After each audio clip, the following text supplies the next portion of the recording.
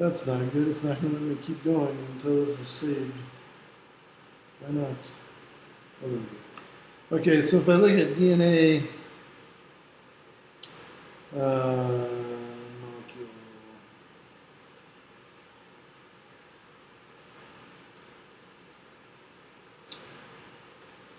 and this was actually discovered.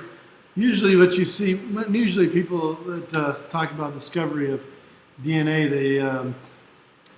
they actually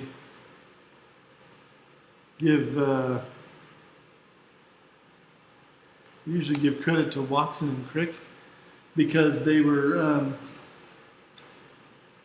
alive when the Nobel Prize was given out, but it was actually discovered by, I think it's that scientist over there, that woman on the top picture. Her name was Rosalind.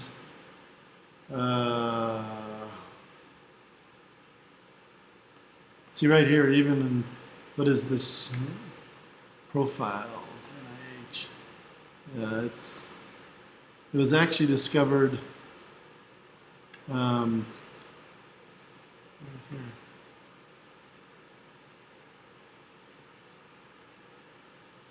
Well, they're giving.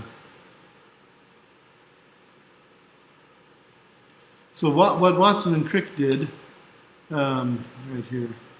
What Watson and Crick did is they discovered that DNA was discovered the structure of DNA, but it was actually discovered. There were three people that did the discovery, and they were not the main ones. It was actually Rosalind Franklin right here. Rosalind Franklin. So Rosalind Franklin, and there she is here in this picture, and she's up there in that one as well. But Rosalind Franklin took an image of DNA. Let's see if I can find it here. I can't find it.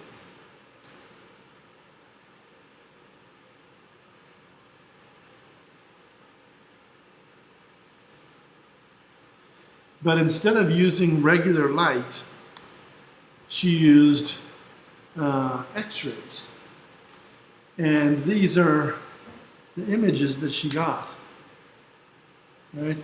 And you say, how could you possibly figure out what DNA looks like from looking at these images? Well, just your everyday person is not going to be able to figure it out.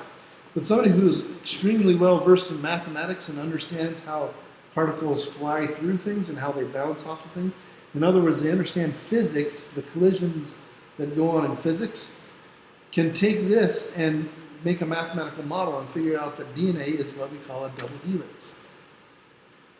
And that's exactly what they did. They were actually able to figure out that DNA is like this twisted ladder structure, and they can even figure out how far apart the twists were, how tightly it was twisted. And from doing other experiments, they discovered that it actually untwists itself from time to time. The DNA opens up and becomes untwisted by doing these same kind of experiments. When it's untwisting, that's when it's replicating. That's when it's creating new DNA or creating other objects. DNA is used to create everything in our body. Every single thing in our body that we don't eat or breathe or drink into our body, everything is created by DNA in some way or another. DNA is like the pattern for all these things. So it unzips, and it unzips part of the DNA, and that part of the DNA is used to make something. Maybe it's used to make this another molecule, or maybe it's used to make a little part of a cell or something else. It's used to all make everything in our body. It's just essentially these patterns. And the way that we know that, the reason we know that is because we actually looked at it. But we didn't use our eyeballs, we used X-rays to look at it. And the X-rays went in there and bounced off of these tiny little objects inside these molecules. So in between here, I mean, in each of these little ladder steps, there's only maybe a few dozens of atoms. So this is a very tiny thing right here. Very, very tiny. Right? I mean, less than a nanometer across right here. It's very tiny. So it's very difficult to figure out, what's going on down in here. You can't just take a picture of it. But you can send X-rays in there and see how they bounce off. See how things bounce off. And that's exactly what they did. So it's not as easy as it sounds, for sure. And this technique is still used today to look at molecules. Still used to understand molecules today. There is no way to look at a molecule. There's no way to look at an atom, really. You have to figure it out from watching things bounce off of it and interpreting that. The way that I explain it sometimes is, let's say, imagine that you're playing a pinball machine. Have any of you ever played a pinball machine? It's pulled back on the spring, and you shoot the ball, and it bounces, boing, boing, boing, and you hit the little buttons. It's kind of like playing a pinball machine without seeing, like somebody spray paints over the top of it, and except on the edges. So you only see the ball come out on the edge. And you have to figure out what's underneath, just from the ball bouncing out at different speeds and at different angles. That's what they're doing. It's really amazing what they can do from that. And it's not just guesswork. The math is something that you can do. And the math is undeniable. It has to be this way. There's really no other explanation. And they've not only figured out how DNA is made using techniques like this, but using similar kinds of techniques with different things instead of X-rays, things that are even smaller than X-rays, like electrons and protons and neutrons and other small particles. They're able to look at what's inside of atoms. In fact, this is how we discovered that an atom has a nucleus. Well, I can't use my whiteboard. And that's actually what they show in the book. Here in the book, they're right here in the book somewhere. Where did it go? I don't know where it went. Anyway, they had somewhere in the book. But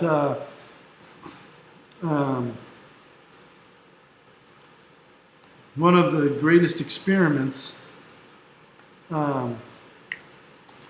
was called the gold foil experiment. It was done by a man named Ernst Rutherford, an English physicist. And what he did is he hammered gold. Gold has a very unique property in that you can hammer it with a hammer, and it will never break. If it's pure gold, it will just become flatter and flatter and flatter and flatter and flatter. And you can hammer it out so thin that it is virtually see-through. It will only be a few atoms thick. And that's why you see these statues and things that are completely covered in gold. It's covered in gold leaf, they call it. Because you can take a $100 piece of gold, which is not a very big piece of gold. Right? $100 piece of gold is smaller than your average very tiny ring. Right? There's probably $100 worth of gold in this ring, and it's not a very big ring. Right? So, take my ring. It's not pure gold because I've got some white gold and rose gold in here. Purify my pure ring. Purify my gold ring so it's 24 karat gold. And hammer and hammer and hammer and hammer. And you could get enough gold foil or gold leaf to cover like a person in gold. Easily. You can really spread it out to a really, really, really thin layer. Now what Rutherford did is he spread it in this tiny little thin layer, and then he took a piece of like uranium or radium, which is radioactive material. And this radioactive material shoots off particles that look like they're like helium nuclei. Essentially, they're like 2 protons and 2 neutrons. They didn't know that at the time. They just knew that they were particles. They knew they were tiny little particles. So it's just shooting off these little particles and a high energy. So it's like bullets out of a gun, right? And what he did is he shot these bullets out of this radioactive material gun at the gold foil. Now, why would he do this? Because they didn't know what atoms were made of. Nobody did. In fact, the word atom came from a guy named Democritus, 400 years AD or 40 years AD or BC, I don't remember. A long time ago, right? It was right around 2,000 years ago, somewhere-ish. And he was a Greek philosopher, and he said, you know what? If I took a rock and I broke it with a hammer, and then I took the smallest piece and I broke it with a hammer, and then I took the smallest piece and I broke it with a hammer, and I kept doing that, eventually I would get to a piece that is so small that I couldn't break it anymore. And that would be the smallest piece of matter. That would be the smallest thing in the universe. And he said that would be an atom. An atom means indivisible. An atom means unbreakable. That's the word atom in the Greek language means that. And so he said, you know, the whole universe is made of atoms and space. There's space and there's atoms, and that's it. He was pretty close. If you add energy to that, then you're pretty good. You've got the whole universe. Energy, matter, and space, right? But they didn't really know what the atoms were made of. They didn't know what their structure was. They didn't know if they had any kind of special properties. And so they were guessing. They made some guesswork. One thing that they did know about atoms is they knew that there were these charged particles inside that could come out. And you could put more in. And so there's charged particles inside. They knew that. And they knew that the amount of positively charged and negatively charged particles were equal most of the time in atoms, so that they cancel each other out. They knew that much. They didn't know much else. So what they did is they started shooting these particles, and the particles they were shooting through were positively charged. And they knew that there were positively charged particles inside of the atoms. So they figured if they shot positively charged particles at atoms, that most of the particles would go straight through the foil, but some of them would deflect off because they would collide with other positively charged particles. Or they would collide with other negatively charged particles. So some of them would go off at an angle. And that's exactly what they saw. Most of them went straight through, but some of them went off at angles as they collided. What they didn't expect was what they saw here. Every once in a while, one came almost straight back. They never expected that. And so what they concluded from this, just from this experiment, they were able to figure out what atoms were made of, essentially, how atoms were made.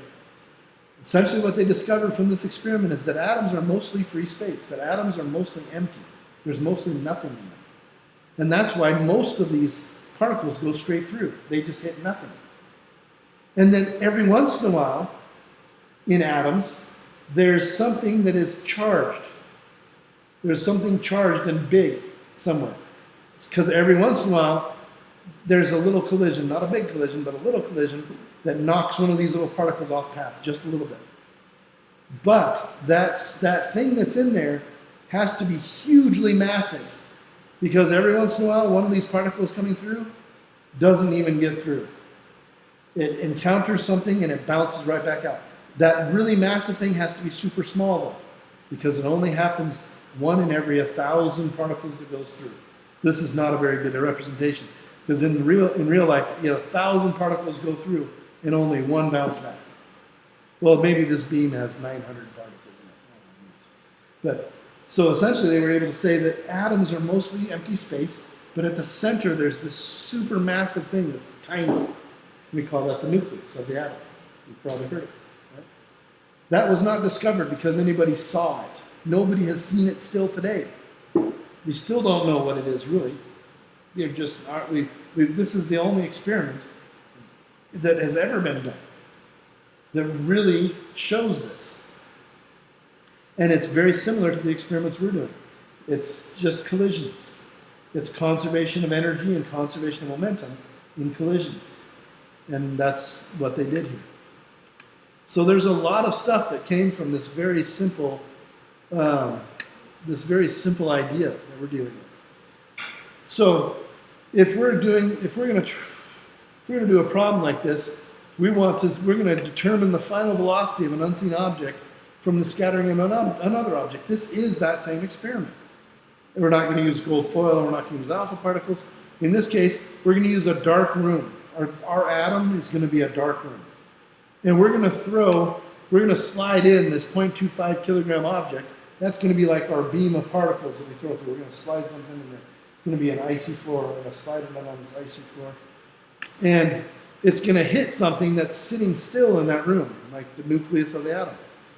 And that object is going to have a mass of 0.4 kilograms. They're actually going to tell us the mass. In the real experiments, we don't really get to know the mass necessarily. But when the 0.25 kilogram object comes from the room, it comes out of the room at 45 degrees. And the speed, which is originally 2 meters per second, comes out at 1.5 meters per second. Now, it's extremely important to draw a picture when you're doing these kinds of problems. Okay? So here's our dark room, here's mass 1, here's mass 2. when mass 1 hits mass 2, mass 1 comes out at an angle of 45 degrees, so it comes out over this way. Here's that angle of 45 degrees. It comes in with a velocity of 2, and it goes out with a velocity of 1.5. Notice that the velocity of 2 is coming in with all x direction velocity, but coming out, part of it is in the y, part of it is in the x. We have it at an angle now. And then they tell us, well, they tell us the mass of the first object and the initial velocity of the first object. They want us to calculate the magnitude and the direction of the other object. So how fast is the other object coming out, and at what angle is it coming out? Well, again, we need to split this problem into two problems. One for the x direction, one for the y direction. And they don't do a very good job of that here. Why not?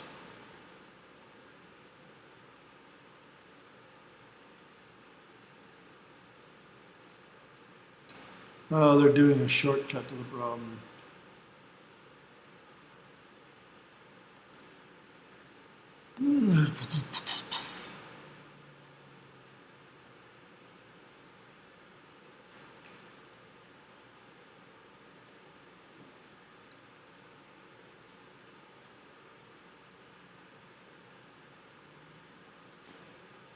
Okay, so that's okay.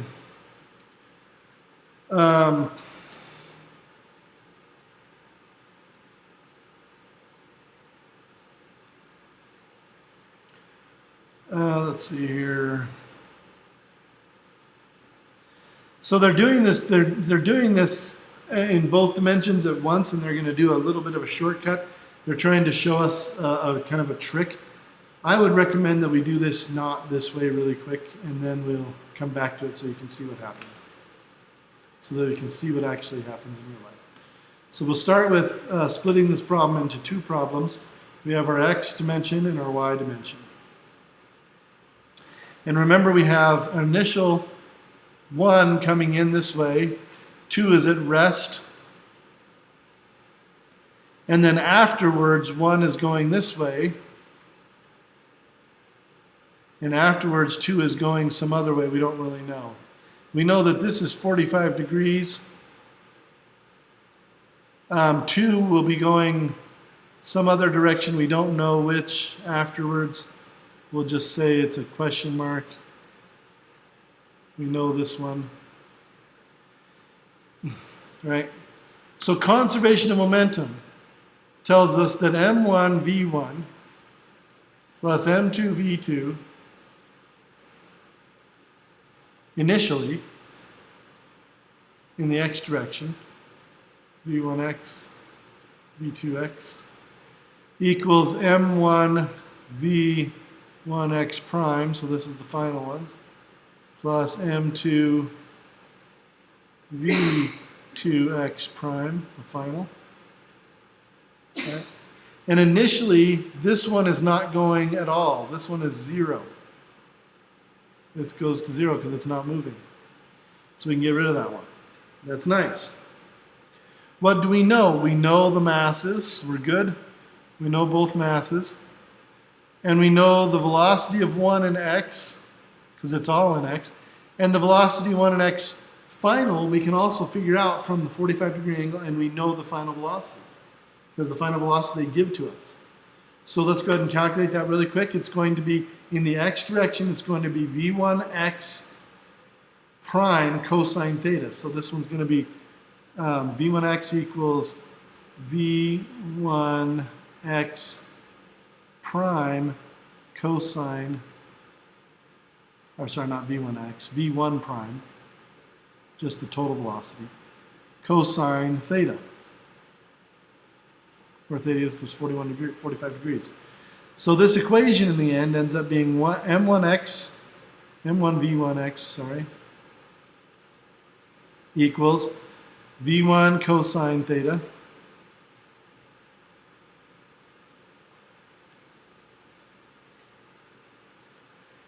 and these are all things that we know. These are all knowns. Everything in here we can just plug a number in for.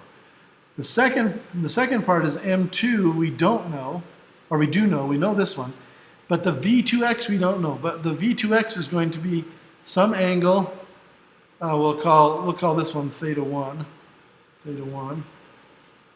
and then this angle down here would be theta 2. So this one's going to be M2 V2 cosine theta 2.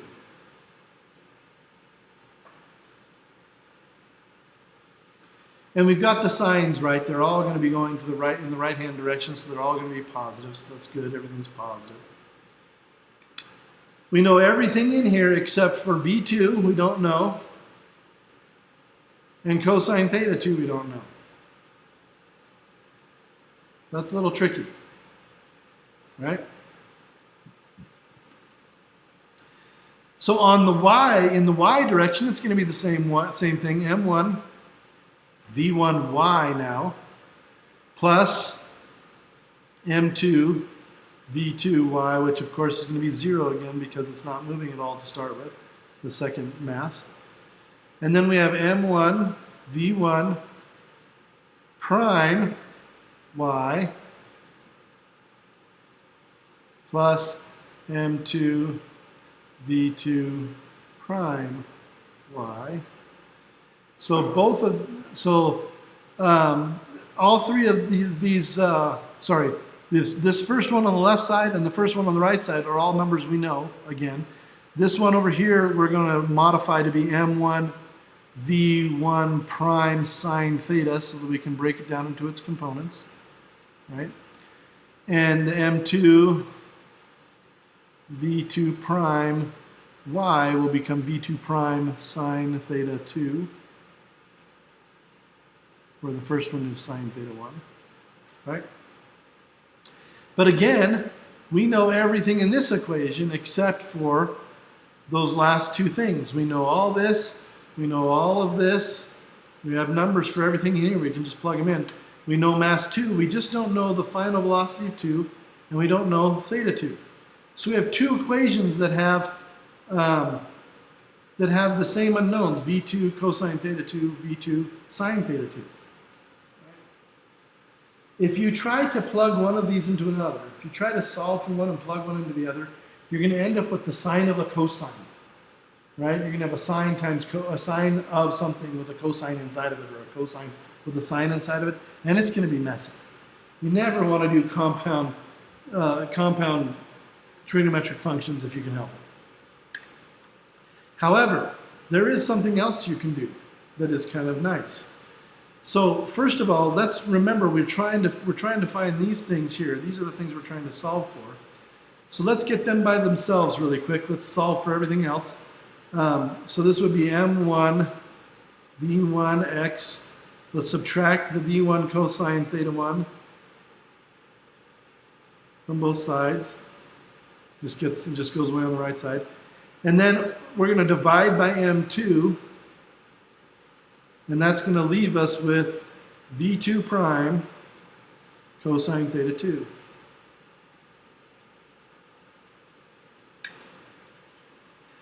And we're going to do the same thing on this side. We're going to have M1 V1y. We're going to subtract the M1 V1 prime sine theta 1. Now I'm going to make a little bit of a change here that I didn't put in. I should have.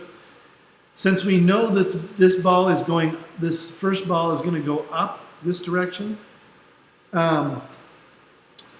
it's pretty, since they're both discs. I think they said they were discs, right? Objects or round things. I'm assuming that they did, and I think that they did say that.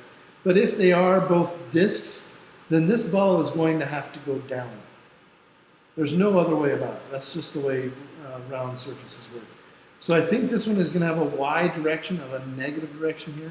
So I'm going to go ahead and change this positive into a negative for that, just to keep track of it. So this is going to equal a negative M2, or we want to divide by M2 first.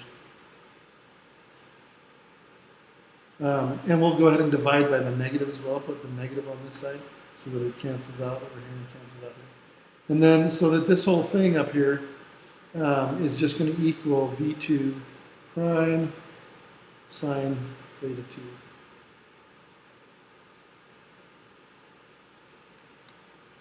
So again, this thing and this thing are the things we don't know. Here is where the trick comes in. Instead of solving for one of these things, v2 or sine theta 2, and then plugging into the other and getting this huge mess, what we're going to do is we're going to divide this equation by this equation. Actually, we're going to divide this one by this one. Okay? Now, why? Well, let's see why. If I divide this equation by this equation, we'll do the right sides first, and we'll put them on the left side just to make it simpler. So we're going to get v2 prime sine theta 2 divided by v2 prime cosine theta 2. And the v2 primes cancel each other out because they're the same thing, right? Then that's going to equal the stuff here divided by the stuff here. Well, the stuff here is going to be m1 v1 y minus m1 v1 prime sine theta 1 divided by negative m2. And when you divide a fraction by a fraction, do you remember the trick that you do? You flip over the second one and multiply. Remember that? So we're going to do that. We're going to just do that really quick, so it's just going to make it a little easier to do math. So we're going to divide by, we're going to flip over the second one and multiply instead of dividing. m1 v1 x minus v1 cosine theta.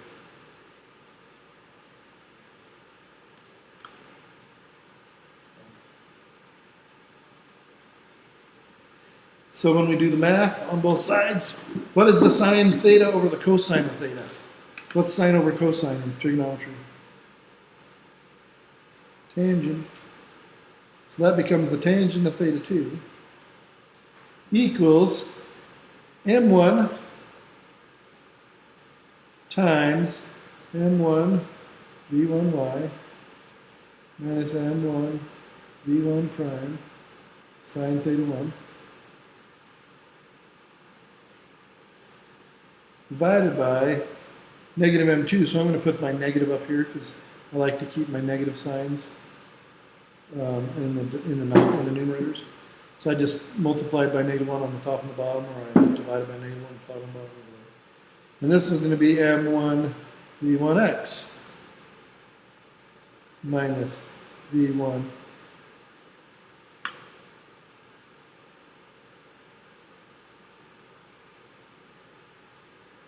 cosine, sorry, m1 v1 cosine theta 1. Everything here are just numbers that we know they've given us. Here is the tangent of theta 2. So if you want to solve for theta 2, you can. You just take the inverse tangent of both sides and you get this equation here. You get theta 2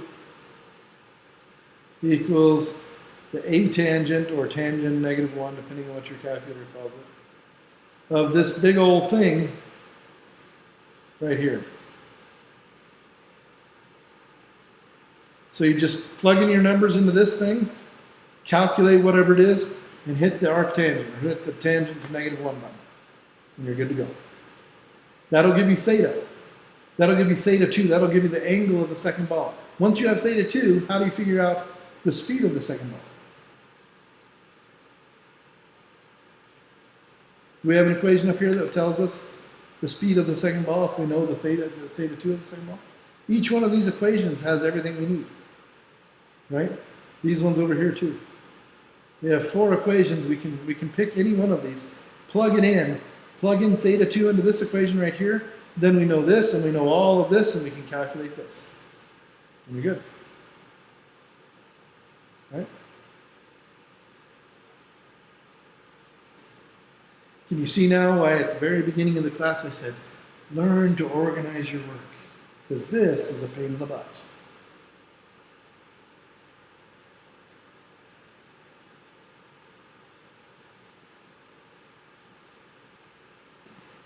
Some people say that calculus is the most difficult mathematics. I think people who say that are people that have never taken calculus and don't remember algebra. Algebra is the worst. This stuff right here, this is the worst. All right. Any questions about kind of the method that I went through there? Hopefully I made it clear and it wasn't too crazy. I know it's a lot of stuff to take in all at once, but you'll have it on video to watch again if you need to. And there are literally countless videos on YouTube of people showing this. So if my explanation isn't going to do it for you, you'll probably find somebody out there who's better at explaining it for your particular style. But there's just, I mean, almost everybody has to have this gone through 3 or 4 times before they start really seeing it. What they did in the book, in the example in the book, is they went directly from here to here in essentially like 2 steps. Can you imagine, understand? You'll never understand that. I mean, it's just crazy. Look what they did here. Let's see. I'll get out of this. New share, stop share, new share.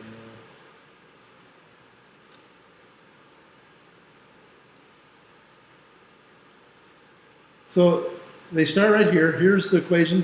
Here's the equation for x. Here's the equation for y. And they don't even label them as x and y. And then they just go right to this. They're like, here you go. You're done. Holy crap! You gotta be kidding me. And theirs looks a lot cleaner because they do this. They do a lot of simplifying They do a lot of simplifying all at once. But anyway.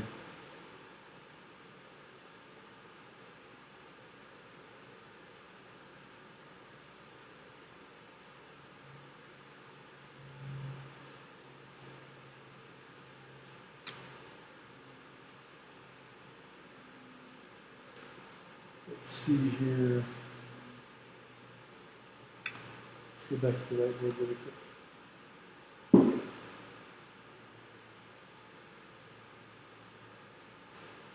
Oh, one of the things that they simplified that I didn't simplify was this one right here is actually 0 also. So this goes away to 0, and that does make this equation simpler because this one goes away to 0, and this goes to 0. So their equation is simpler, but still, I don't see how they figure they're going to just get that in 2 steps. So their end equation doesn't have this term in it. That's why it has only 1 term in the top. But anyway, it's still kind of crazy the way they just kind of pull that out of a rabbit out of a hat like that. But in the end, it's not really that complicated of a thing. It's just what it is. Oh, they also cancel out all the masses because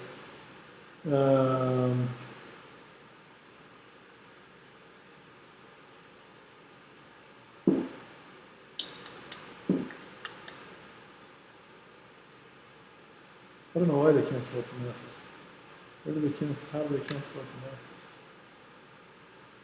I'd like to know how they did that.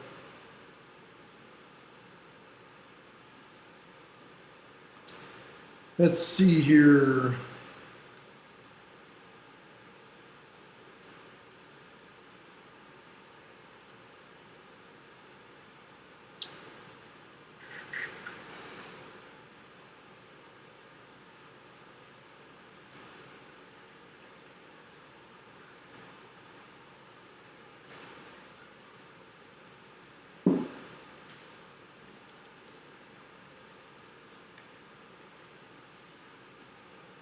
Oh, it's right here actually.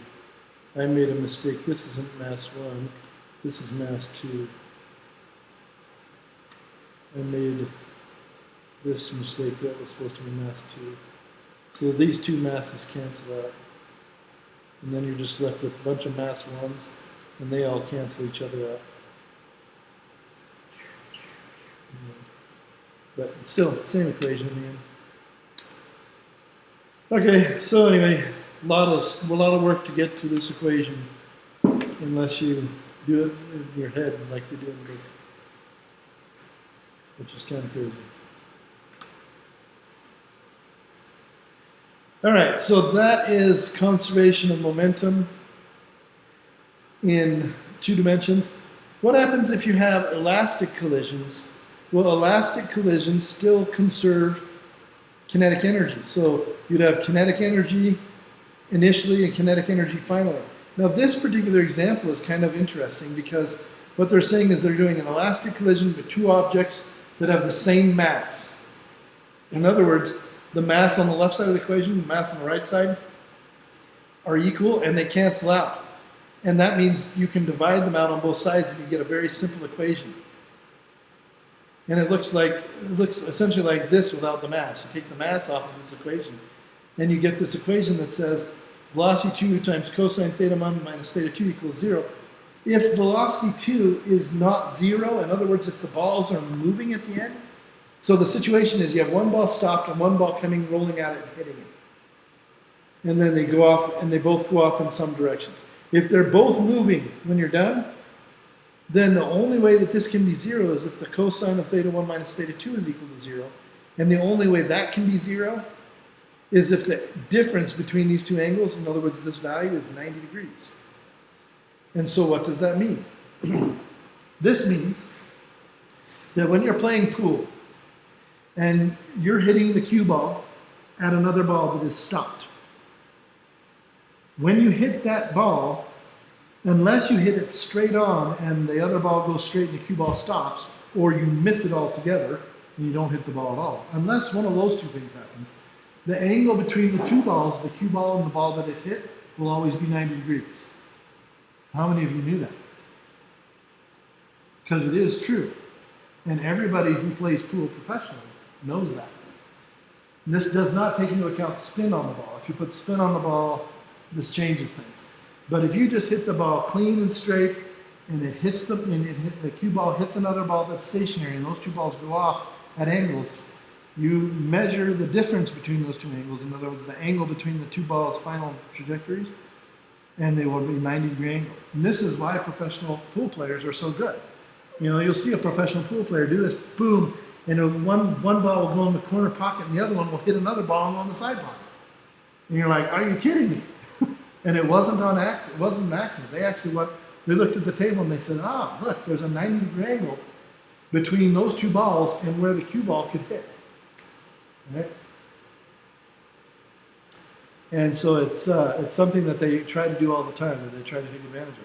It also minimizes their chances of putting the cue ball in a pocket when they don't intend to. Right?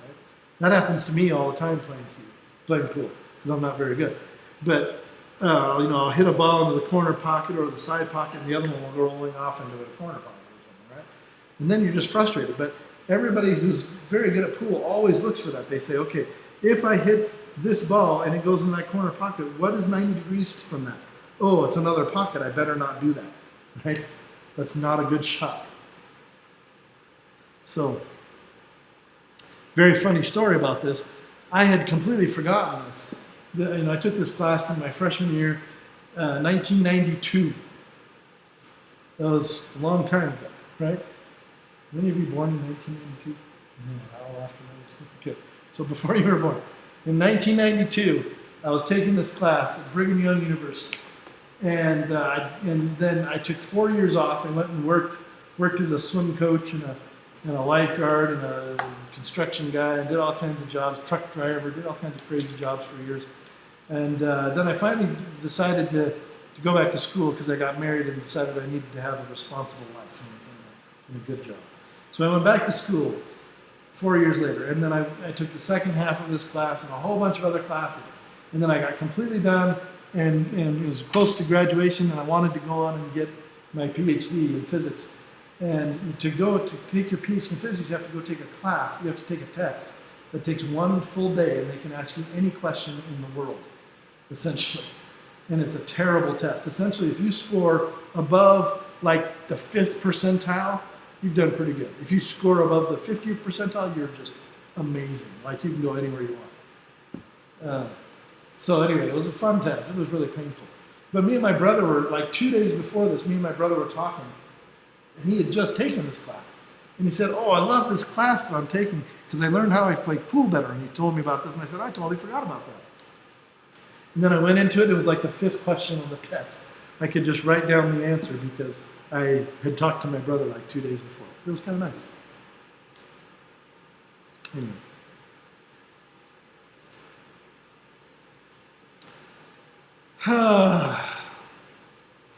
This is the last section, I believe. Rocket. So now you're going to be rocket scientists, right? This is so conservation of momentum is how jet engines work. It's how rockets work. It's even how propeller planes work or boats. This is how all of these types of things that move material from one side of a vehicle to another. So a boat uses a propeller to move water from the front to the back of the propeller. A jet ski uses impeller to move water from the front of the intake to the outtake, right? The difference is that on the intake, the water is going almost, it has very little velocity. On the output, it has a lot of velocity, right?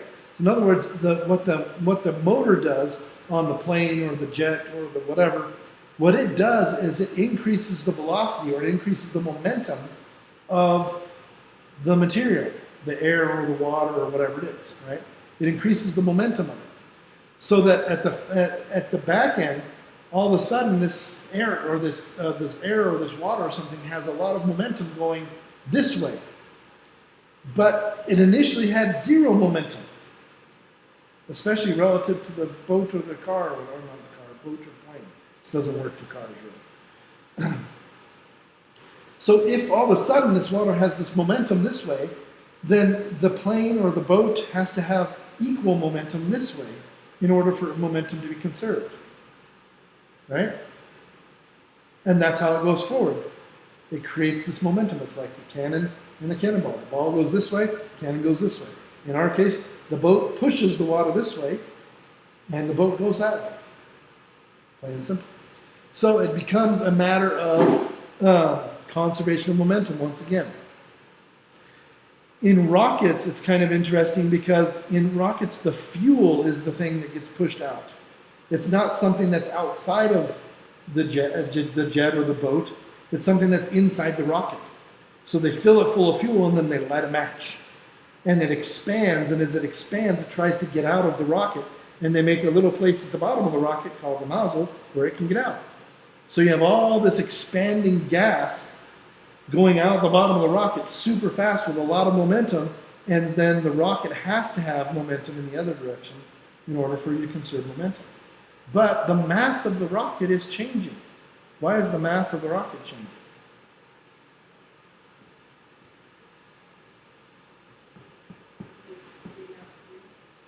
The fuel is leaving, right?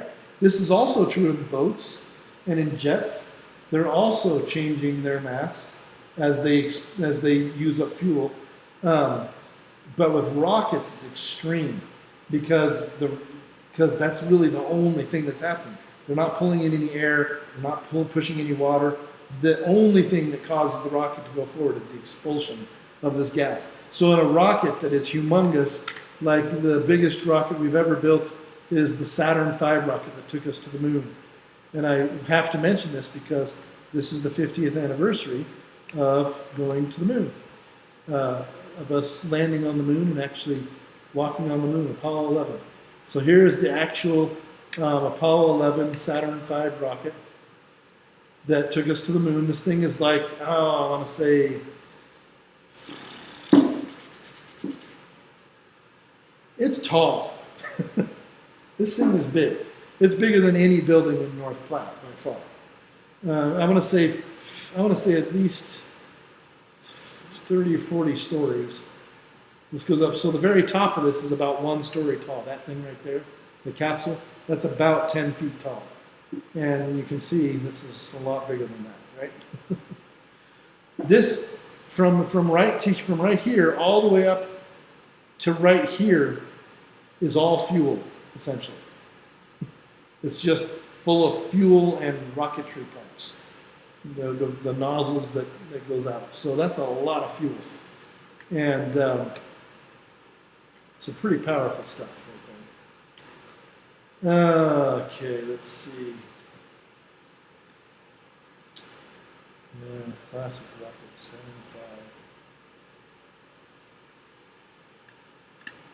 Let's watch a video about this.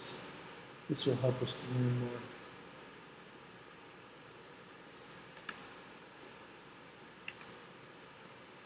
Got to learn about Apollo 11.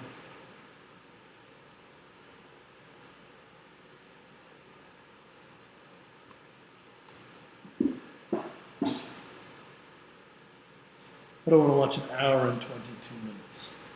Let's watch 20 seconds and counting. 2 minutes, 15 seconds. Guidance is internal. 12, 11, 10, 9. Ignition sequence. This is before I was born. 6, 5, 4, 3, 2, 1, 0. All engine running. Liftoff. We have a liftoff. 32 minutes past the hour. Liftoff on Apollo 11. Tower clear. It's going very slow at the beginning, you notice, right? The thrust remains constant on this thing. It has the same amount of power pushing it throughout the first stage. So this right here is the first stage. This is the second stage, and this is the third stage. The first stage is what gets it up high enough to do what they call a pitch and roll. So a pitch is when it tips over.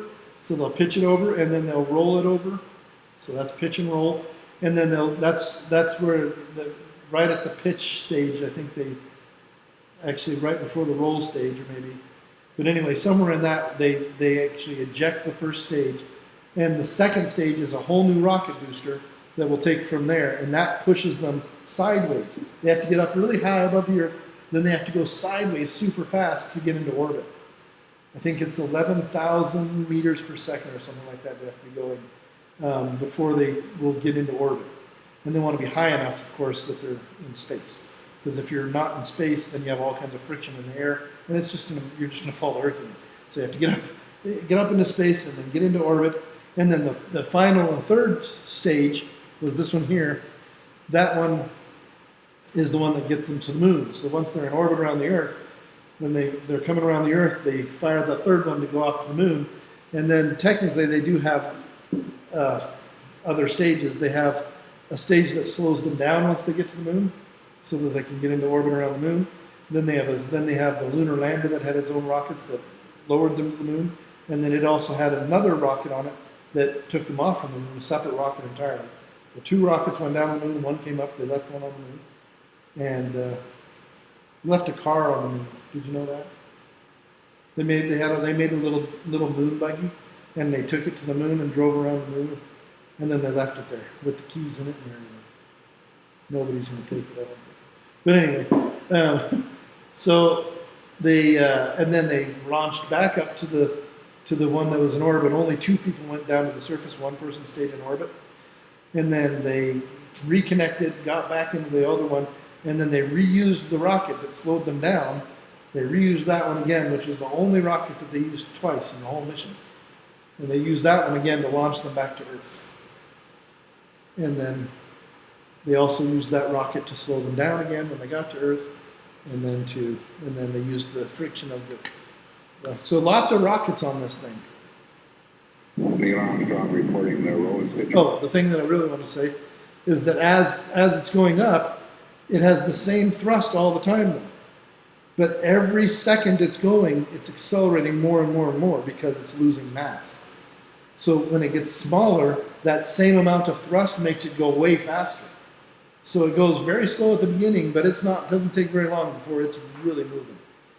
When it loses this piece and it takes off with the second stage, the acceleration is so strong that it actually squishes it, like throws them back into their seats, and they feel like 5 or 6 Gs. So they feel like 5 times heavier than they normally would, getting pressed back into their seats. Program, would you put Apollo 11 on a proper heading?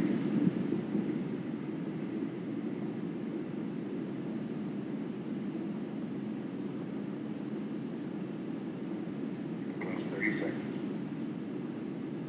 So that's Neil Armstrong given all the telemetry.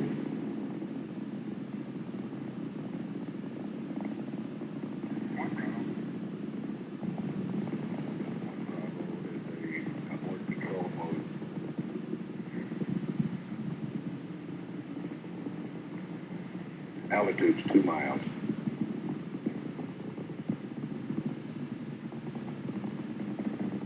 Oh, well, Houston, you're good at 1 minute.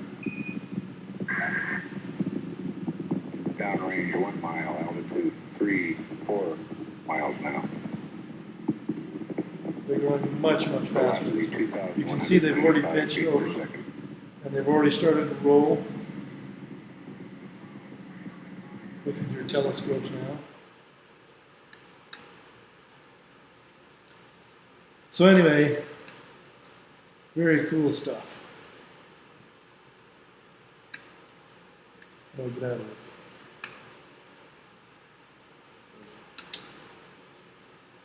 Anyway, so with all of that involved, what's going to happen as the mass changes, you can have a change in mass, which means your force, the force that you're going to feel is going to create more acceleration because of smaller mass.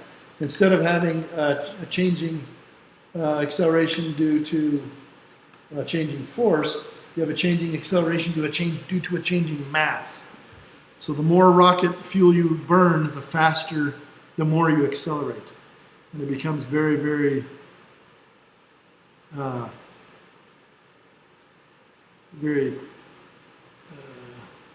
extreme.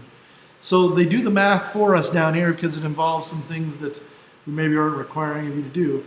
In the end, you get two things come out.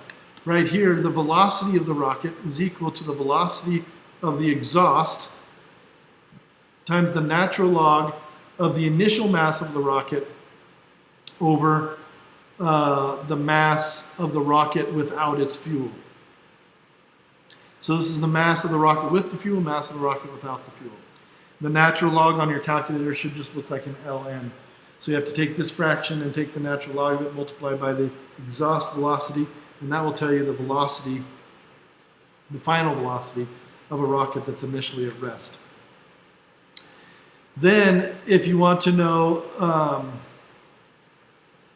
this actually will calculate the mass of a rocket with an exhaust velocity of 2.5 times 10 to the 3 meters per second, which is a pretty, it's a pretty decent approximation for an exhaust velocity, so that you can calculate that if you wanted to. Here's the space shuttle, right? So the space shuttle was designed with essentially 7 rockets on it. You have these 2 on the side. These 2 rockets on the side are solid fuel rockets. They're like big firecrackers, like big sticks of dynamite. And they give a lot of thrust for their weight. This thing here was just a big fuel tank, and it fueled the 5 rockets on the back of the space shuttle. The 3 big booster rockets, and then 2 smaller thrusters on the back, I believe. And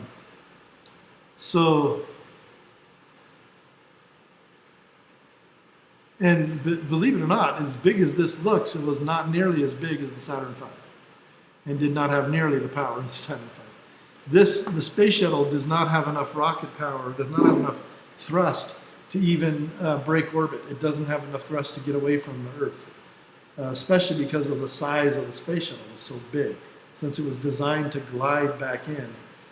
And the real problem, the real reason that this is so big is because it was designed to take up very large items, big satellites, and also a huge computer. The space shuttle had a very large, very heavy computer on it that could do a lot of computational stuff for science experiments in space. And it had to be a huge, heavy computer because smaller computers were not very stable in space, still are not.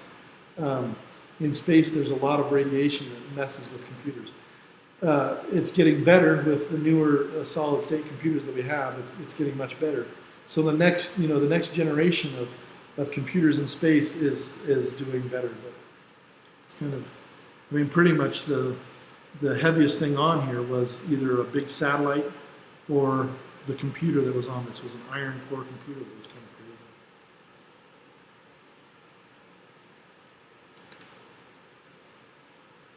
crazy. And that takes us to the end of chapter 8. Now, 5 o'clock.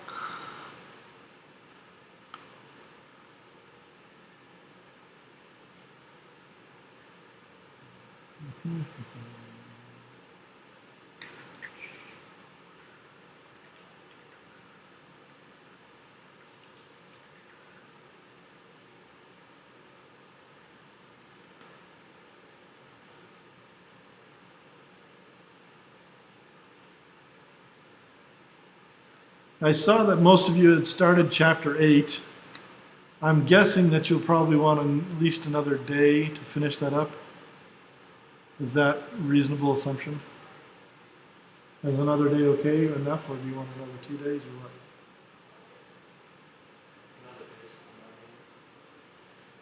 Okay, want to do another day? Okay, make sure that you email me questions that you have. Try to do it before Thursday evening. Thursday evening I'm usually kind of busy, so if you can get your questions to me today or tomorrow morning, that'd be great, and then I can try to answer them. Plenty of time for you. Chapter 9 is not going to be due Monday. That's for sure. Let's see what we've got coming up here.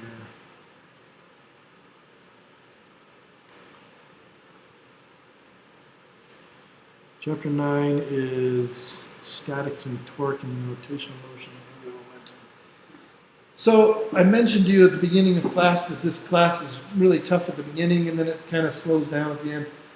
This is the point at where it kind of reaches its peak and it's not going to get any, it's not really getting any harder, I don't think, right now. It's just kind of staying hard.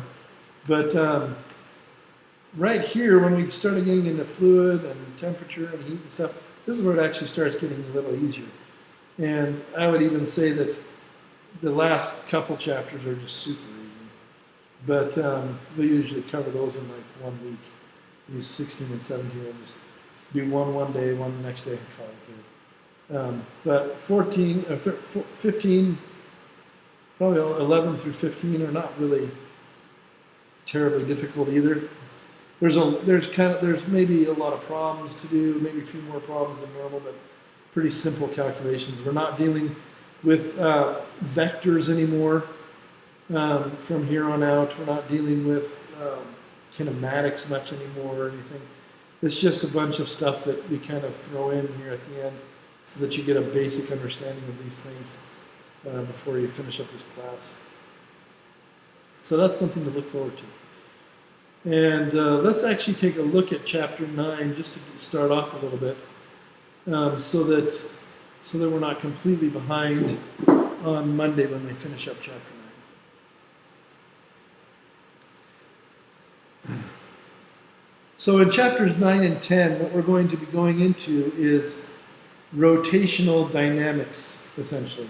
We've already talked a little bit about rotational motion with centripetal acceleration, centripetal force, measuring angle using radians, and changing from rotational motion to linear motion if you have to.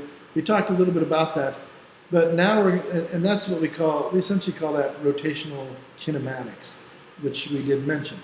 This is rotational dynamics, which in other words means what happens if you have rotation with force. What does force have to do with rotation? Okay, so we've already talked about equilibrium with forces. If you add all the forces together in a situation and they equal 0, we call that equilibrium. Now it can be static equilibrium, which means it's not accelerating at all and it's not moving at all, right? Or it can be dynamic equilibrium, which means it's not accelerating at all, but it might be moving at a constant velocity, and a constant speed, in a constant direction. So the net force equals 0 here used to be our condition for equilibrium, which meant you had to have no forces in the x, no forces in y. So the person that's standing still has their weight pulling them down towards the earth, but the normal force is pushing up on their feet and cancels it out so they don't accelerate, right? And also there's nothing pushing them left or right, so they're good. So this is a static equilibrium situation. All the forces in the X cancel out because there aren't any, and all the forces in the Y cancel out even though there are some. Here's a car that has a mass that creates weight down towards the earth, and it has normal forces on all the wheels that if you add them all together, they cancel out the weight. And it has friction that acts on the car. There's a friction that's pushing backwards on the car, friction from the wind, friction from the wheels on the road, whatever else. But the motor is pushing back, it's pushing the car forward with the same amount of force, so that the pushing motion of the pushing force from the motor of the car is equal to the net frictional force backwards, so those two cancel out. So this car has no acceleration, but it's just going down the road at a constant speed in a constant direction. So this car is also in equilibrium. All the forces cancel out. This force, the weight force cancels out these four normal forces on the wheels. The frictional force cancels out the force from the motor. They all cancel out, no net force on the car, but it's still moving forward because it was already moving forward and that's what it's doing, right? So we're good. Two kinds of equilibrium, static, dynamic equilibrium. However, these things don't really take into account all situations. So if you've ever played hockey or baseball or something like this, you know that forces don't always make things move in straight lines. With a hockey stick, you can push on one side of a hockey stick, and if you go directly to the other side of the hockey stick and push along the same line, it won't do anything to the hockey stick. In other words, the forces will be canceling each other out. However, if you push at the top and at the bottom, do this with a baseball bat or anything else really, this hockey stick is going to rotate. And rotation is not equilibrium. Rotation is an acceleration of some kind. We know that. That's something that we've learned from our rotational studies, because angular acceleration causes things to go in circles, right? Or not angular acceleration, centripetal acceleration. So this is an object that the forces cancel out. This force goes this way, this force goes this way. The net force is zero, but it's not in equilibrium because it's going to rotate. And that's not okay for equilibrium. So we have to have a new type of definition for what equilibrium. Equilibrium is not going to be just, well, all the forces add to zero. We also have to have all the forces add to zero and no rotation. So how do we add in that no rotation part mathematically? It turns out that this distance between the forces is the real issue. Because this force is pushing up here, and you have a perpendicular distance between that force and this other force. You have this separation of forces. That's what causes the rotation. It's like they slide past each other and cause that rotation. If they're going right at each other, they can't do that. But if they're off just a little bit, they cause this rotation. And that thing that causes the rotation we call a torque. In engineering, it's also called a moment. In physics, we generally call it a torque, and in most things, we call it a torque. So we're going to have a second condition for equilibrium, and that is the sum of the torques on an object will have to equal zero. Well, what is a torque going to be defined as?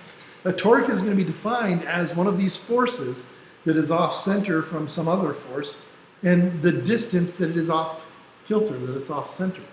So it's going to be the distance and the force combined. Let's take a look at what that's going to do. We've all opened a door before. So if you open a door at the doorknob, you pull at the doorknob, and you pull it 90 degrees, or you push it 90 degrees, either way, you're going to open the door like normal. And doors are actually designed so that they're fairly easy to open if you open them at the doorknob. However, how many of you have tried to open a door for somebody standing next to the rotational axis, there where the hinges are, and tried to push the door like not from the handles, from closer to the hinges? Tried to do that before, right? Is it easier? No. It's harder. It's way harder. And there's two reasons it's harder. One of the reasons is because you're very, very close to the hinges. You're very, very far away from here, right? And so what that suggests is that the further you are away from a point of rotation, and the point of rotation is like the other force. We had two forces on the hockey stick. The hinges apply a force, and if you push on the door, you're applying another force. So if you have a big distance between those two forces, or between your point of rotation and the force that you're trying to rotate with, the bigger distance, bigger the distance, the easier it is. Right? In other words, the bigger the distance, the smaller the force. The smaller the distance, the bigger the force required to open the door. And also, there's another thing. Because we're pushing at an angle, instead of pushing at 90 degrees to the door, we're pushing at some other angle to the door. That also makes it harder. Right? So instead of pulling the door straight out, if you try to pull it at an angle, it actually makes it harder as well. So the angle matters. The angle matters. The distance matters. And it turns out that this is the relationship mathematically that pops out of all this mess. Is that the torque that you exert on the door, the torque is kind of like the turning power, you can think of it as, the turning force, you can think of it, is going to be equal to the distance from the center of rotation, which we're going to call r, times the force that you're applying at that distance, times the sine of the angle between the distance vector, between the rotational point and the force itself. So the angle theta is between the force and the distance. So here is your hockey stick again. Let's say that we nail our hockey stick to the wall right here with this nail. That's going to be our point of rotation. We're going to measure our r's from there. If our force is over here, then our distance is going to be this r right here.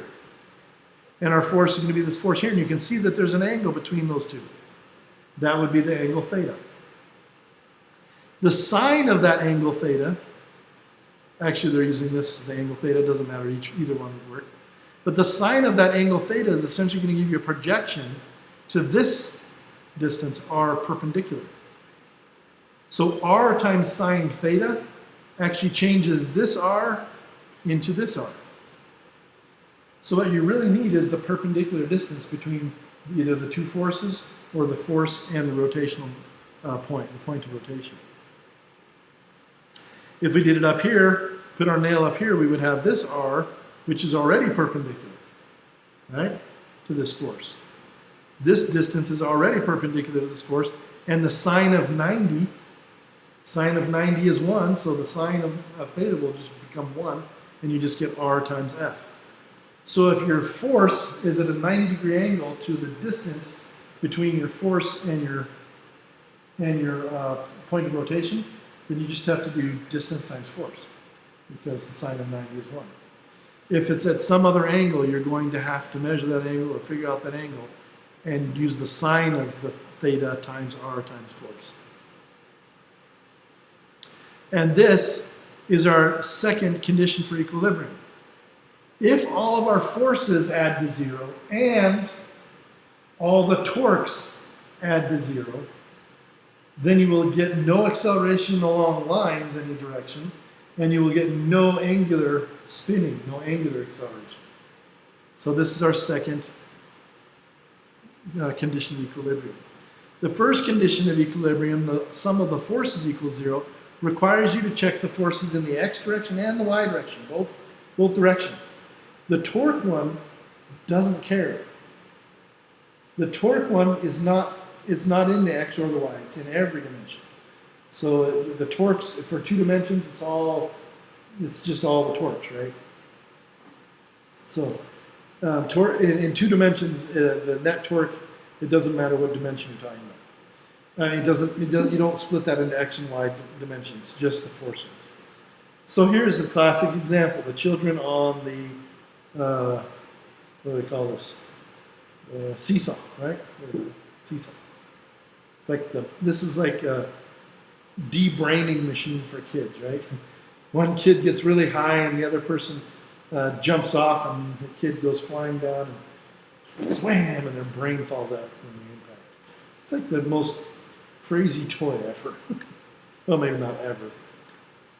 The steel merry-go-round was pretty insane too. Get that thing going so fast and somebody lets go. Oh man. Anyway, And you know what they put on our playgrounds to make us safe? Gravel. That's what I had on my playground as a kid. It was awesome. I loved it. Like get bloody every day.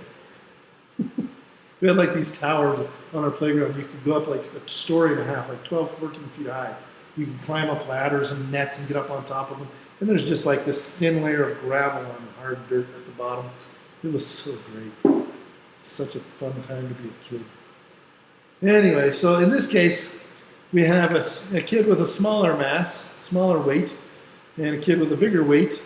And the kid with the smaller weight is at a distance r1 from this pivot, and the kid with the bigger weight is a distance r2 from the pivot. And all the forces involved are the weights from the kids. There's also the weight of the seesaw.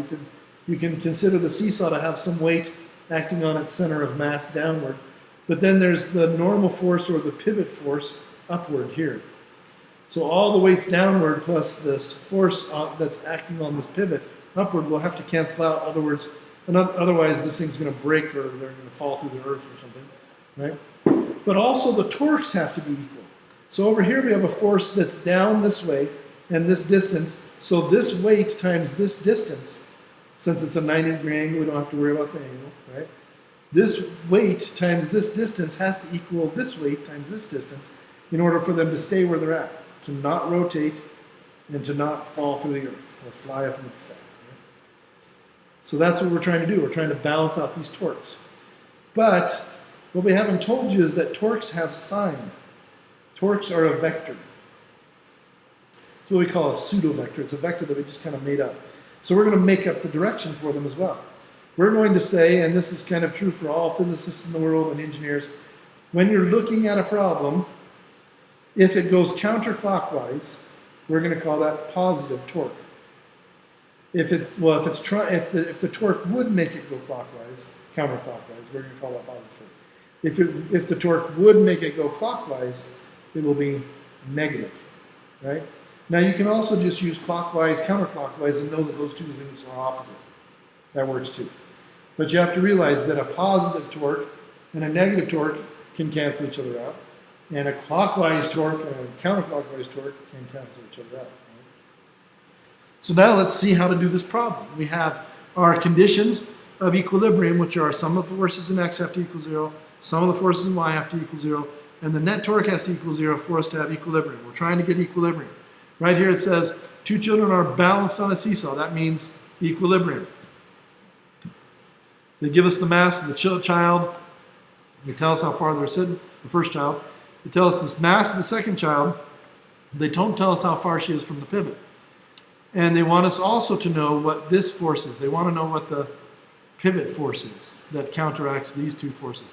And we're going to assume that the seesaw has negligible mass, which is ridiculous. It usually has as much mass as at least one of the children, but whatever. So, we're going to have this. We're going to have. So this is the equation for torque, and we're going to have two different torques. We have the torque from the first child, R1 times weight 1, and the torque of the second child, negative R2 weight 2. The second child is going to cause clockwise motion, so it's negative torque, right? Those are the only two torques. Why doesn't this one have a torque? Why doesn't this force have a torque? Torque equals R times F times sine theta. F is the force. That would be this force on the pivot. What is R for the force that's on the pivot? What does R represent? Distance between what and what? Distance between the pivot and the force. So here's the pivot and here's the force. What's the distance between them? 0. So if you have a force that acts at the pivot, there is no torque from that force. That force does not create a torque. The funny thing is you can actually choose where the pivot is. If you want the pivot to be this child, you can choose that to be the pivot and measure all your distance from here, and the problem will still come out the same. You could choose a point out here in Schenectady. It could be wherever. Your point can be anywhere where you measure your distances from, as long as it's the same point for all the torques in the problem. But we're usually going to choose our pivot points just because it's simpler. Anyway, when you have this equation, torque 1 equals R1, W1, weight 1, torque 2 equals negative R2, weight 2, then we know that the sum of these two things has to equal 0. This plus this has to equal 0, which means R1, W1 minus R2, W2 has to equal 0. And that leaves us with this equation here, that torque 2 is going to have to equal the negative of torque 1 in the end.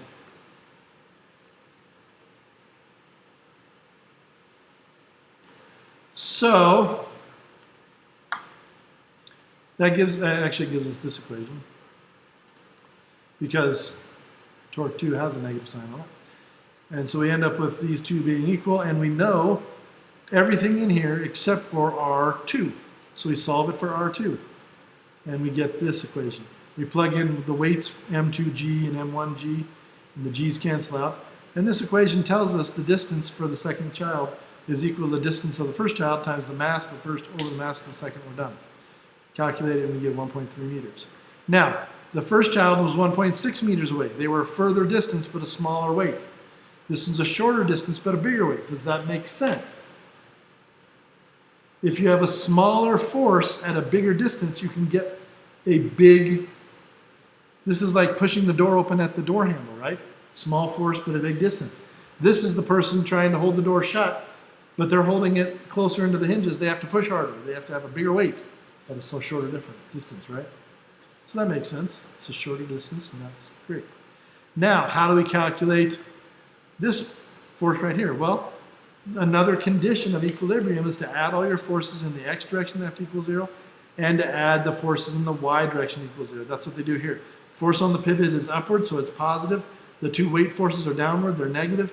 This equation needs to be solved. To solve for force of the pivot, we just subtract the weights from, or add the weights to both sides rather, and we plug in M1 times G and M2 times G for the weights. We get the force on the pivot, and we know all that stuff now. We plug in the numbers, and we get 568 newtons. So that is torque in a nutshell, and the third condition of equilibrium, or the second condition for equilibrium. You could say that the first condition for equilibrium has three parts, I suppose, because it has force in X, force in Y, force in Z if you have three dimensions. Now there are different kinds of equilibrium. We already mentioned that there's stable equilibrium, or sorry, that there's static equilibrium and dynamic equilibrium. Static equilibrium, you're not accelerating and you're not moving. In dynamic equilibrium, you can be moving in a straight line in one direction at a constant speed, but you can't be rotating or anything like that, right? So those are your static equilibrium and your dynamic equilibrium. But there's also some other kinds of equilibrium. Stable equilibrium, unstable equilibrium, and neutral equilibrium. And the best way to describe these is to describe them in terms of balancing things in a gravitational field. So if you have a gravitational field, it's always trying to pull things down, right?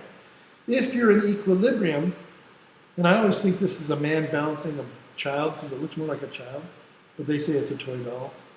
Anyway.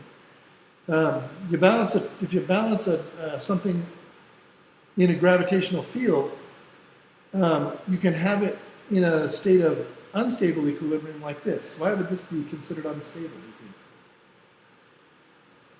Like, what would happen if you came up and scared this man and you jerked his hand over? The doll will fall. The reason that it's an unstable equilibrium is because any tiny movement will cause it to go out of equilibrium. All of a sudden it will feel a torque because gravity will be pulling it downward, and the normal force on its hand would push it upward still, but those two forces are going to be separated by a distance.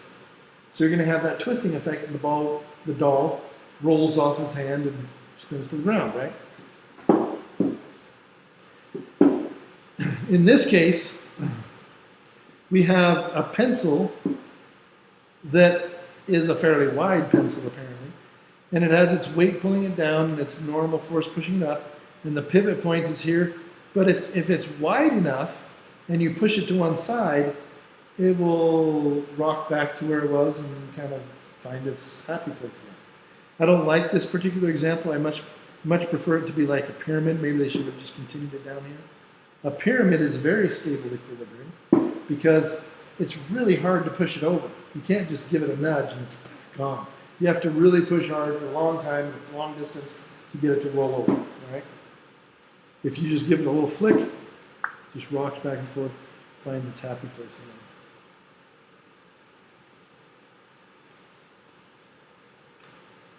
You can see here that it's definitely not in equilibrium anymore.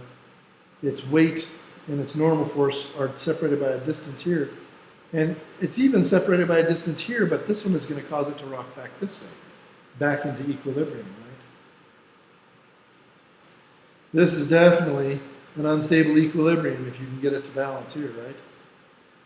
But what's this one? Lay the pencil down on the table like this. So if you give it a little nudge, will it roll? Yeah, but is it going to tip over? No, it just rolls to a new equilibrium, right? This is an equilibrium no matter which way, what you do with it. It just kind of stays in equilibrium all the time. You can push it as far as you want. You can roll it everywhere you want. This is a situation that is in what we call neutral equilibrium, an equilibrium that really, it can be moved as much as you want it to, but every time it moves, it just creates a new equilibrium. So it's neither stable nor unstable, it's just neutral.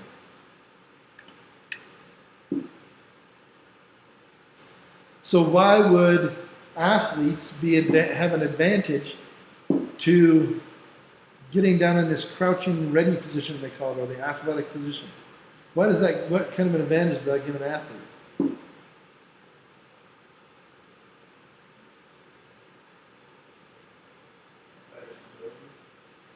Better stability, a more stable equilibrium, right? If you walk up to somebody who's just kind of standing up straight and just sitting there, you can push them over and it wouldn't even take much to make them really lose their balance. Like they have to take a step and throw their arms up to stop from falling over, right? But if you come up to an athlete who's exercising and you try to push them and they've got their stance and their feet are further apart and their center of gravity is lower to the ground, it's very difficult to get them out of that stance. This is why football players are in an extreme stance like that, because they don't want to get pushed over. They get pushed over, they're out of the play, right? So the idea here is to get the center of gravity down low so that it's harder to get it outside of these normal forces, harder to create that distance between the pivot point, that outside pivot point, and your weight. Because once it is outside your pivot point, it'll just fall over. Chickens would make good football players. That's the whole point of that picture.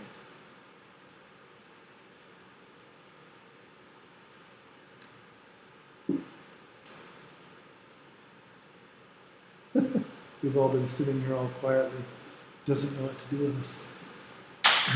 Okay. Okay, so I am going to stop at this case, at this point, and we'll finish this up next time.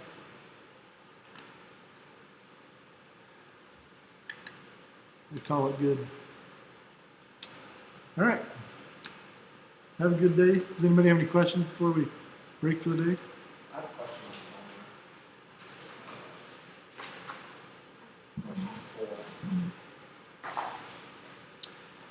Question on number 4 on the homework? Yeah.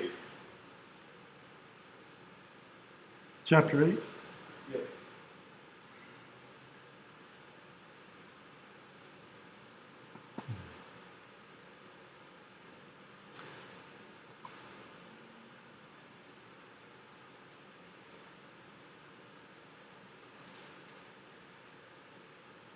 Yeah, so this is a little bit of a tricky question because of the second part. Gravity is involved here, right? So the way to approach this problem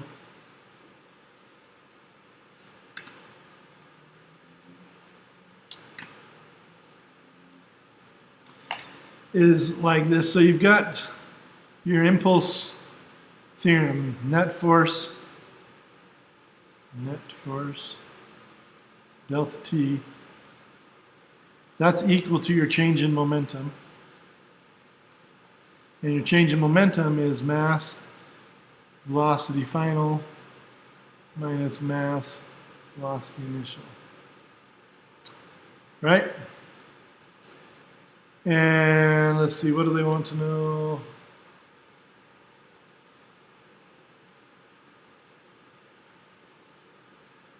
They want to know the speed of the rocket at the end. Okay. Where was I?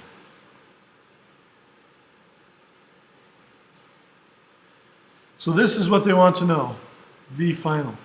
V initial should be 0, right? Yeah, it's at rest on its launch pad. So V initial is 0 right here. And so this problem becomes force net delta T equals mv final. So V final equals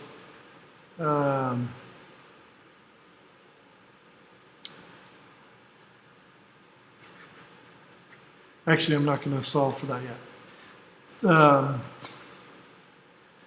So the last clue is the thing that tells us that we should look at this a little more carefully, because this is the impulse right here. For F net delta T is the impulse, or the change in momentum. And they're telling us that there's an impulse from the rocket. So the impulse from the rocket has a value. So that's part of this impulse. But there's also an impulse from gravity. And we have to calculate that one ourselves. This one they give us the number for. We know this one. We also know the mass of the rocket. So we know everything in this equation except for the impulse of gravity. Once we calculate the impulse from gravity, then we'll be able to finish this equation, because it will be equal to m times vf. Well, all impulses are equal to either the change in momentum or the force times the change in time. In this case, the impulse of gravity is equal to the force due to force because of gravity times the change in time. Now they tell us the change in time. We know what that is. It's 5 seconds or something like that. The force of gravity is equal to the weight of the rocket, which equals the mass of the rocket, times g. So now we're done. We have the impulse of the rocket. That's the number they give us. They tell us that impulse. We have the impulse of gravity. That's equal to, mg delta t. The impulse from gravity is mg delta t. And that has to all be equal to the mass of the rocket times the final velocity. And we know everything in this equation except for this one, final velocity. So we can solve it by dividing both sides by m and calculating. Certainly tricky. So when you divide that by n, Yep, we'll have to divide this side by m and this side by m. We cancel that out. Right? The impulse momentum theorem is very confusing to a lot of people, because it's two things equal to the impulse, force net times delta t, or change in momentum is equal to impulse. But you can also have multiple impulses in this net impulse, this total impulse over here. So you can either calculate all the forces, add them all together and multiply by delta t, or you can calculate each impulse separately and add the impulses together. And that's what they're having to do here. Fun for you.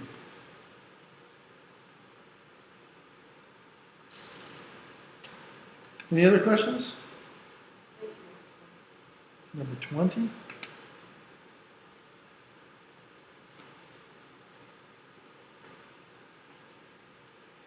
Goodness, I gave you a lot of questions.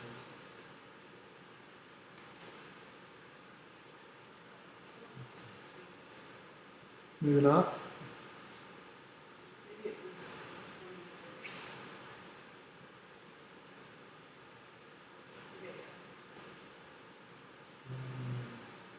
You guys ever done the egg drop contest in the science class? I've done it a few different times. The first time I did it was in junior high school, and we had to drop the egg off the top of the gym, and whichever one survived the best won. But I wasn't satisfied. My dad worked for NASA. He was an engineer, well, he was a physicist, actually, a scientist for for NASA during the space program. He actually put instruments on the moon that are still there. And so my dad helped me to design mine. Mine was this capsule. It was a really simple design, actually. He said, you don't want your, he just gave me one clue. He said, you don't want the egg to move at all. He said, the outside of your object can move as much as it wants. It can crumple up, it can shift, it can break. But inside the egg, you don't want it to move at all. You want it to stay still if you want to keep it. You want to keep it in one piece. So it needs to be tightly packed, and everything outside it needs to be able to move. So I just took I took a roll of toilet paper and took out the thing on the inside, the little tube. And I stuffed my egg in, and then I stuffed in a bunch of toilet paper and just duct taped it. And that was it. But I wasn't satisfied with just dropping it off of a 4-story gym. I wanted to really test it. So when I was a kid, I was a bit of a deviant. You ever use those those water balloon launchers? Where you can launch water balloons like 100 yards. Super fun. It's like a big slingshot for water balloons. You can hit people on the beach from the parking lot, which we did a lot. That's how I met my wife. Yeah. She didn't like that day much, but it was fun for me. But I took my water balloon launcher on the top of the gym and launched my thing up in the air like 50 feet, so it like reached 100 feet or something like this, and then came down and still survived. It was pretty awesome. And the second time I did it was in high school. We had to drop a bare egg, a raw egg. We had to drop it from 15 feet, and it had to land on something that was less than a centimeter thick and not break. And we did that too. We were able to accomplish that one. And then the last one was at a picnic in college. We were allowed to use anything that was left over on the picnic table after we had this picnic. And we were dropping it out of a 20-story building to survive. So we were like making parachutes out of the tablecloths and cups and napkins and everything all taped around these things. And ours survived. Although the most spectacular one was somebody put theirs inside of a 2-liter bottle. They cut open the bottle, put the egg inside, they taped the bottle back together because there was duct tape out, and then they filled it with water and capped it and dropped it like that. That one just exploded like crazy. It was insane. They didn't even find the egg. The egg was just shattered. I don't think the shell survived. Anyway. Okay, so we have an egg drop from the top of the stairwell. What's the velocity as it hits the ground? So this is conservation of energy. Can you do the first part? At the top, you have mgh is your energy. So it's the height of the stairwell times m times g gives you the potential energy of the egg. And then that energy turns all into kinetic energy at the bottom, 1/2 mv squared. So mgh equals 1/2 mv squared, and you solve for v. Excuse me. Does that make sense? mgh equals 1/2 mv squared. Then you solve for v for that part. And then the momentum as it hits the ground is you take this answer, multiply it by the mass of the egg, and that'll give you the momentum of the egg as it hits the ground. And then as the egg hits the ground, it's brought to an abrupt stop. That means it goes from whatever momentum it has here to 0. So the change in momentum is going to be negative this number. In other words, it goes from this value to 0, and that's a negative. Oh, actually, they don't want you to put the negative in there, so it would be the same answer as this one.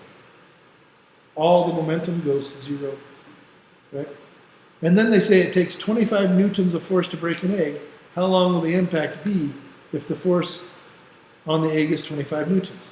So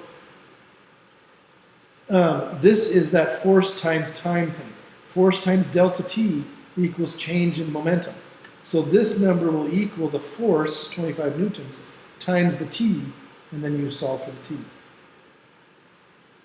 Does that make sense? And then they want you to figure out how much less time. Let's see. Oh, yeah. So they want you to know if it's going to be less time or more time in order for it to not break. And I'll leave that up to you. You want it to break, you want it to spend less time slowing down or more time slowing down. Remember the boxer. What does the boxer do as they turn, as they roll with the punch? Do they allow the punch to last longer or shorter? Right, so longer contact, less force. So that's the idea here. Make sense? Any other questions? No? All right. Please email me if you do have more questions. And